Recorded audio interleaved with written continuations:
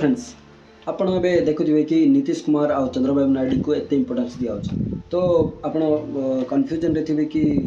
कौन पे एत इंपोर्टान्स दिया आप देखिए सोशल मीडिया कि न्यूज चैनल बहुत इंपोर्टान्स दिया तो आप भावुए कि मोदी सरकार को 292 सीट आनी तो से सरकार गढ़ी पारे हमको एत इंपोर्टान्स देवार कारण कौन तो मुझे कन्फ्यूजन ए क्लीयर कर दूसरी एनडीए सरकार माने मोदी बाबू सरकार 292 तो ठीक कला 292 किंतु सेटा एनडीए हूँ नेशनल डेमोक्रेटिक अलायंस माने गोटे मेंटो आ से मेंटो हूँ मिलित सरकार तो जदि मो हिसाब करी मुझे गोटे हिसाब देखे दूसरी ये जदि आम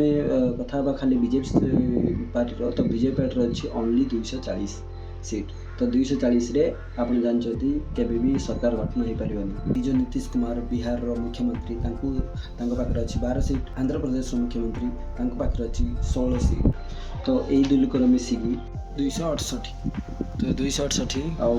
अदर्स भी अच्छा पार्टी तो मिसिकी एनडीए 292 सीट हो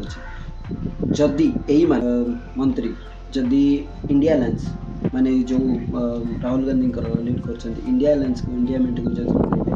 देन आंकर 264 प्लस 264 सरकार गठन हो पारे से बहुत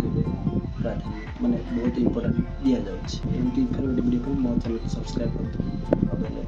दबाई धन्यवाद।